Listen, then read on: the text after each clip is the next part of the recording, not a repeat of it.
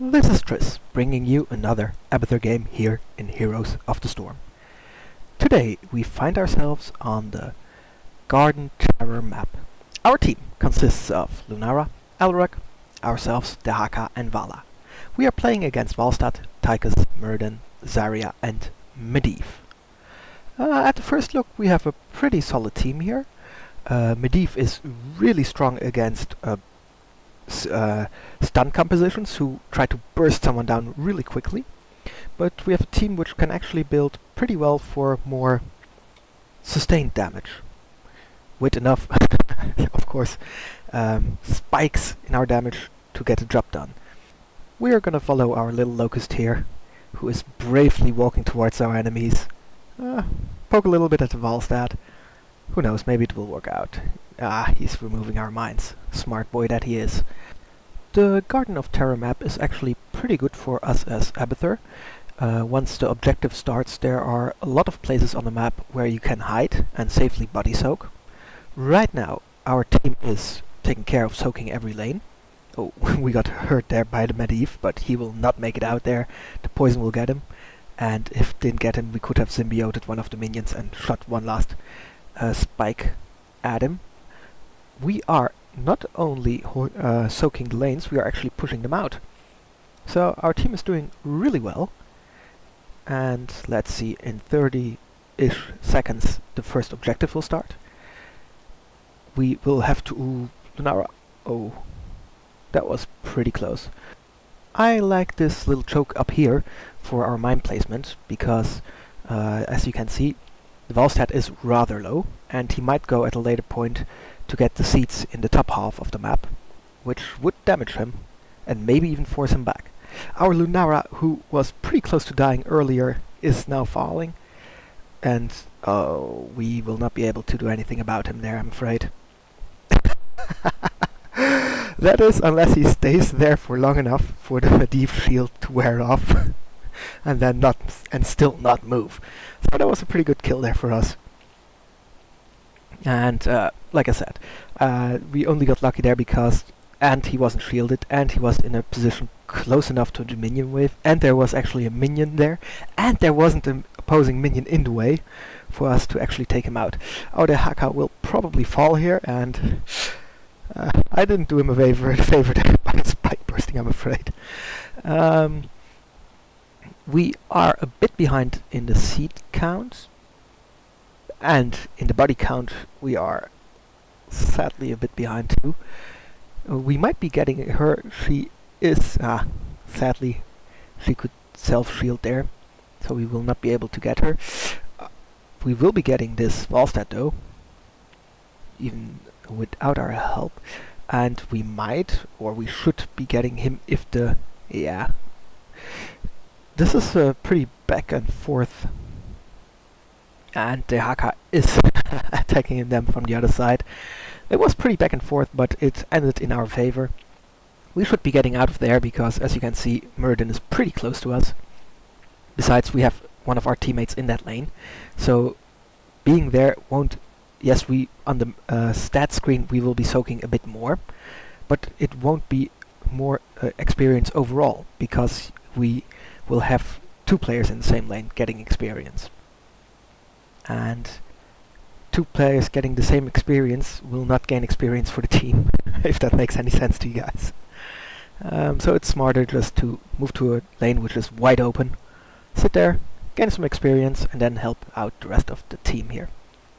I am going in this game for the symbiote build at this point, meaning that I am enhancing the damage, the range, and the attack speed of our symbiote target, which is really good in team fights, better than, let's say, the mine build, because you can really help out your team. And because we have Elrek, who is a strong frontliner, and we have a tank in the Haka who is a strong frontliner, I like this build, I think, with this particular team composition. Let's see.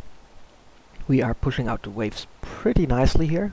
We do have to watch out that we will not be attacked later on. It would seem that most of our opponents are in the top half / mid part of the map, So we're pretty safe here at this point. Oh yeah, a funny fact, and I'm not sure that's still applicable.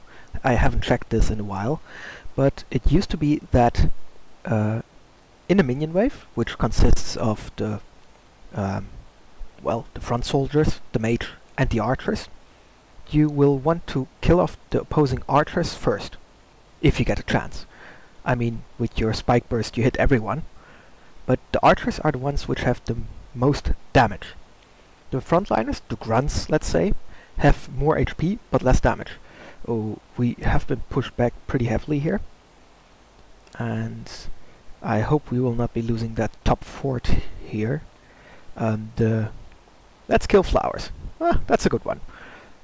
It would seem that our opposing team is not really prioritizing getting the seeds at this point from the garden terrors.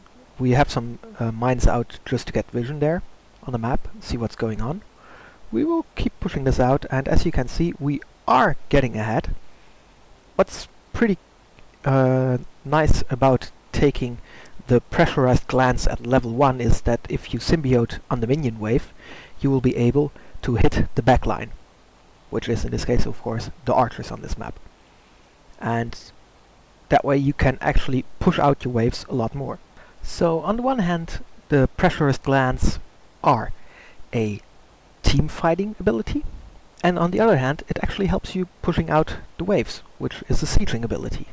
So it's a pretty strong talent to pick.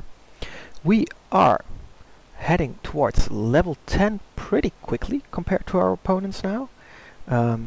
Strangely enough, both teams are taking a pretty long time in taking down the garden terrors, but our Bambi has to go back here rather quickly, and she seems to have been able to get out safely. Prolonged team fights are really good for us as Abathur, because we can just keep pushing out the lanes and make things happen, which will lead to us having level 10 before our opponents, which hopefully will lead us to getting more kills, getting ahead on the map, getting the objectives. So we are behind in seeds at this point, but because we will be reaching level 10 before our opponents, I feel like we will be able to get the bottom garden terror before our opponents do. And here we hit level 10. I must say, even though I normally go for the ultimate evolution, I feel like Evolve Monstrosity might work on this map, giving these players. The reason I'm saying that is we have pretty long fights for the objective. I mean, this is still the first night, and we're almost 8 minutes into the game. So the players do not really seem concerned so much with macro on the map, and more so with winning the micro fights, which happen, let's say, at random, basically. And on top of that, we have been building for the symbiote build, which allows us to assist our teammates during the team fights, while our monstrosity is just pushing somewhere on the map. So, I normally feel like it's not the stronger of the two ultimates, but sometimes it works. And we will see if this will be a choice we will regret later on. Oh, a very nice drag here from the Haka, and the silence to follow it up. However, they are caught in the ultimate, and we can place another mine, but it will probably not be enough to take one of them down during their retreat. On top of that, Muradin will of course be healing if he doesn't take damage for a while because of his trait. Oh, I was wrong here. I thought we would be able to get the bottom terror because we did have a level lead, but as you can see now, we lost the fight. We fell behind on experience now, and hopefully not taking the ultimate evolution will not lose us the game here. The Haka is stalking in on top.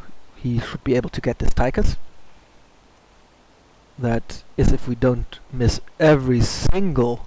Wow, that was pretty bad. And Tychus is therefore let free to live his life somewhere.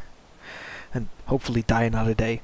Ooh, maybe we'll be able to get this Medivh, but he has so many escapes, yeah, that following him normally when he has that much HP left and mana will not result in a kill.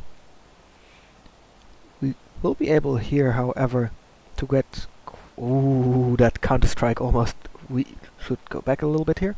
That counter-strike almost resulted in a kill. We do have to be careful here. Tychus is back, and we can poke him a little bit. Hopefully he will retreat. Lunara will take care of him, it would seem. Our Alarak is pretty out front on his own, so he is in danger, and now our team gets polymorphed. Oh, look at Medivh. Those portals are really close together. Had he placed them further, which he can, he would have been able to get out. The team fight here is not really going in our favor. We are able to get rid of the plant, and sadly a lot of our team members fall in the process. We do still have all our buildings standing here, meaning the forts, not the front walls of course, and let's slap them a little bit for good measure. We hardly do any damage, so it's actually not really worth to stand around and slapping them. We will be doing more damage if we symbiote the minion waves. We are on the same talent level, at least at the moment, even though of course in levels we are behind. We will have to fight pretty hard to get back into this game now, and we are on even levels at this moment in seeds, so we really didn't do too well. Vala is taking the giants, which is a pretty good idea here. We have to be careful of Tychus, but Alarak seems to be able to chase him off. We do lose the fort, and maybe we can help out here, and very nice. A good kill there. And our Lunara is running. Her movement speed will hopefully help to get her out. Since this wave seems to be going pretty well for us, I'm just gonna throw our ultimate there and forget about it. And then let's see what happens here.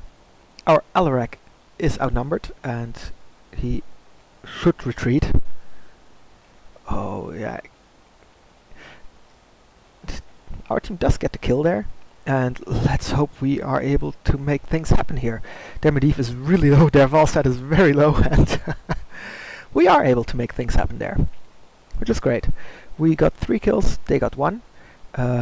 We're gonna try to de-push this wave a little bit here. Our ultimate evolution sadly seems to have fallen in top lane already against the Muradin, and even though our ultimate did not seem to get a lot done, distractions like having a monstrosity on the map, which sadly is always visible to your opponents when he is in outside the fog of war, it does distract the opponent in that they at least feel like they have to react, which will hopefully split their team, which will hopefully in turn lead us to have an advantage in numbers or opportunities to make things happen on the map.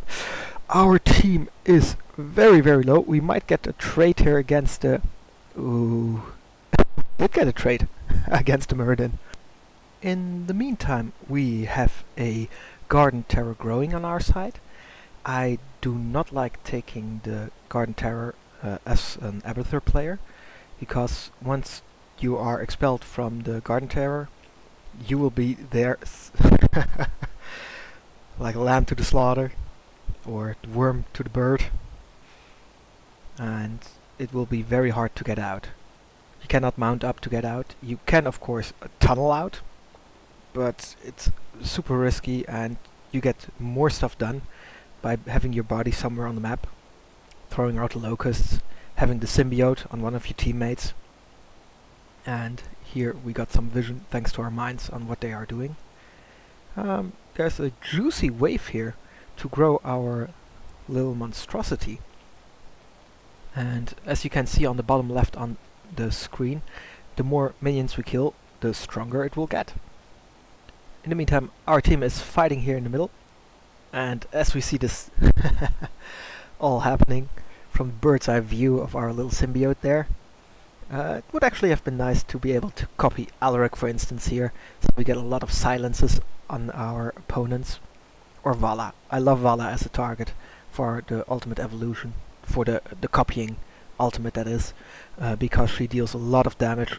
She can reposition after you cast the ultimate, which always takes a little bit of time for it to actually be created. I am putting some mines here on our retreat path for our teammates, so if they are followed, the opposing team will be demounted, be damaged, and hopefully be... oh, so close. Being shot at by a sheep is pretty cool. I always like to put some mines in the path of retreat, especially with the mines build if you also get the slow, which just enhances your teammates' chances of survival. The bottom terror is still alive. If our opponents are able to get 3 seeds, they will have a terror of their own. Let's hope that doesn't happen. Trisss is, in the meantime, in the top of the map. He has, I think, taken care of our monstrosity. The monstrosity, in turn, did take care of the fort, it seems. Unless I'm very much mistaken and something else did. The Medivh is checking out what our team is doing here. Sadly, we do not know where they are exactly, but it's safe to assume that they will be moving in here to contest the... oh, this is really bad for us. And will he be able to get out? Body block, stun, he's out, sadly. We do have to be careful here and reposition. The opponents did manage to get the Garden Terror. We in turn were able to get the bottom fort. So even though we're falling a bit behind again on the objective here, we are making things happen, and we are able to punish our opponents for taking that long to make things happen. Our Lunara is being a bit too aggressive here, in my opinion. I hope she'll be able to get out with her movement trait. It would seem she's fine, because our opponents did not rotate up to get her. So she got lucky there. In 10 seconds our team will be back alive. The Haka can stalk in, and ooh. One of the nice things about the mines, you do see what your opponents are up to if you place them in the likely spots. So the Haka, I hope he's not gonna fight them on his own. Vala is there. Our monstrosity is also there. And it's actually attacking. Oh, look at the monstrosity go. I'd rather help out our teammates here and let the monstrosity do its own thing at this point. We are able to get some nice kills here. Medivh should just be able to portal out here. Or not. So, well, maybe the portal was on cooldown, or maybe he just didn't play it optimal. Proficiency there. Oh, look at how long that tongue was. Yeah. So, after another messy team fight, we come out ahead with the problem that the plant, in the meantime, is taking down our mid fort, and our bottom fort is being heavily pressured by the giants. Sadly, we can't do too much there. Our monstrosity is doing work up here, but if we do not intervene, it will just fall. It's very sad that you cannot use a command chain for your monstrosity. For instance, here I would have liked to just tell the monstrosity to back off, maybe even go all the way back to heal up. And so as soon as we let go of the symbiote, it just turns around and starts attacking again. And maybe it will get something done against the keep, but in my opinion it's more important to... we lost the bottom fort. To check out what is happening here with the rest of our teammates. Lunara in the top seems to be fine. She she plays pretty aggressively, but she has been able to get out quite a lot. So, well done by her, I guess. Both teams at this point only have their keep standing. The top keep of our opponents has been pressured, so that's pretty good for us. Sadly, our mercenaries will, however, be pushing down the bottom lane. And yeah, the level 20 upgrade for our symbiotes is really amazing. It's so strong. The hive mind talent, that is. And is she caught out on her own? No, the rest of the team is also there. And Medivh just used his ultimate, which will be on cooldown for a pretty long while now. Our Alarak manages to land his combo, but misses his ultimate. And we are forcing them back, it would seem, at this point. There is a lone tower standing here, which will fall pretty easily here. Our Alarak hits another combo, which leads to the demise of our opposing Tychus. And this team fight could go pretty well if we don't stand too long. Our ultimate is up. We're just gonna place it. Making sure that we don't place it on a wave which is already pushed out super far. So the ultimate evolution gets... the monstrosity gets to get some juicy kills in there. This looks pretty bad for us now. Maybe they run into the mines, but nope, they are gonna go for the siege giants, it would seem. Which is... oh no, they might actually go here for the... Medivh is a very, let's say, irritating character. Not a lot you can do about it when he checks out where you are. I thought they might be going there for the siege giants, because we did not see them go for the plant terror here. But they seem to be lurking in those bushes, for which I will just put a mine, so we don't get surprised. Our monstrosity is eating up the minions, which, sadly, the Tychus will be able to take our monstrosity down. Then again, that means that Tychus will not be able to assist his teammates down here on the map. Sadly for us, the team fight seems not to be going in our favor at this point. Weirdly enough, on the top half of the map, the little seed camps have not been taken yet. So, let's see what we can do here. It does not really seem safe to be body soaking any of the lanes at this point. The bottom garden terror will be... ooh, we are gonna contest with our team. Let's go in. Look at how fast that Muradin is falling. He's one of the tankiest tanks there is, and he just melted there. Our Vala is shooting like crazy. Ooh, this polymorph, well, at least we get the seeds, is doing a lot of damage, and we are able to clean up here, which should be able... they are getting a terror dome, because their Tychus is still alive. It would be great if we were able to get him, to take him out, so he would not be able to get his garden terror. In the meantime, there is still one garden terror up, and the bottom one should be falling any second now. Gonna help this Vala clear out his minion wave. 37 seconds still left. And Tychus is piloting their garden terror at this point. So my team is gonna go back to heal up. Our waves are sadly, well, I'll tell you, everything is relative, right? Sadly pushed out pretty far already.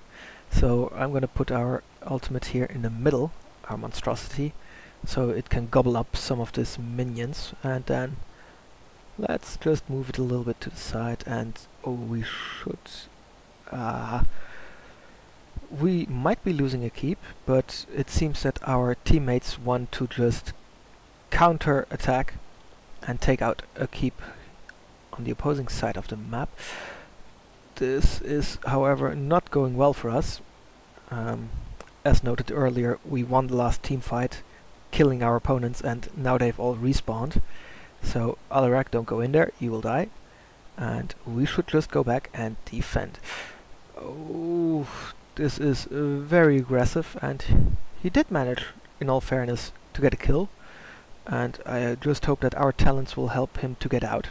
We are giving him a speed boost compared to our opponent. He's doing work here. And he's getting out. And as I say this, I hope nothing changes. Careful. And...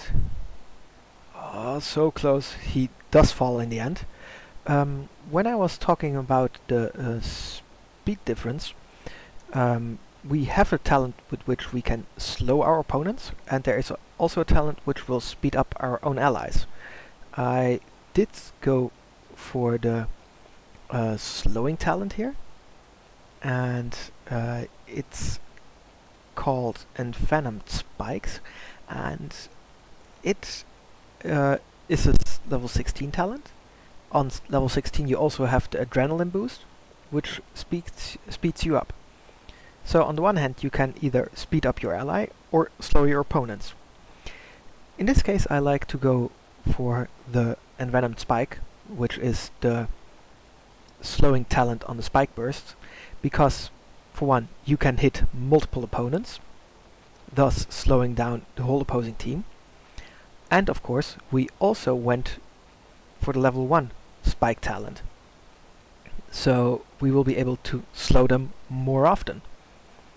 I'm just gonna go in here. It seems that we are doing pretty well, and with a bit of luck we will be able to take down this keep without too much trouble. Our opponents seem to be preoccupied contesting the top. Oh, don't die. Terror here. So we just lost our Vala, which does not bode well for this contestation, for the team fight. Our Dahaka is really low, and sadly he also falls. Our... ooh, that was a very nice action there. And maybe with the slow of Lunara we'll be able to get her. Oh, run through the mines! No! Nah, she has the self-shield. I was thinking maybe we should just tunnel in and slap her in the face, but I think that would have killed us. After another messy fight, I was actually hoping to be able to take down this keep here. And maybe I shouldn't have turned around here, but with the slow, our monstrosity might be able to get out. Nope. We get stunned, and our team did rotate in, which turns this in a very lucrative exchange for us. With the double symbiote here, we are dealing a lot of damage as well. Ooh, I hope our Lunara will survive. I'm saying this because she seems to be the more squishy one of the two, and she does survive, but at the expense of Alarak, who sadly falls. She might be able to get a kill here though, and I'm just gonna move to the top in order to have our Locust push out this wave a little bit more. Are we able to get her? Ah! Skill shots, my friends. It's one of the joys of playing Abathur, is getting those kills which no one else can at that point. So, we have a terror. We are up one teammate. The core does not have a single building standing in its way in the top lane. Or does it? It does. Oh, that's sad. But, as you can see, he just slams right through the minion wave, and the terror does a lot of damage right now. He just bursts right through them. The health pool, however, is dwindling rather fast, so it would seem that we might not be able to finish here. What's Lunara doing? She's fighting the minion wave. She is sadly cut off from our allies, and I do not think that this is a good place to stand for a long time. Who's inside? Our Dahaka. Can he get out? Nope. I don't think he will be able to. And he shoots his ultimate in a last effort to deal as much mayhem as possible, but he misses it. I think it was just a panic button smash. He shoots it off in a random direction. Lunara, who was cut off from the rest of the team, is retreating, which is very smart at this point. We should be careful here. Our opponents are in the mid lane, fighting our ultimate evolution, our monstrosity. I don't use the skill so often, so it might go. Oh, yes, we did manage to get the giants, but hopefully not at the cost of our Elrek here. Sadly, he does fall, and having the giants, which are honestly quite easy to clear out, is not worth a team that has to fight down one man, and sadly now down two. This is pretty bad. Luckily for us, the buildings are still in the way unless they rotate all the way up, which will give our team the chance to get their death timers down a little bit. They are rotating up, but not all of them.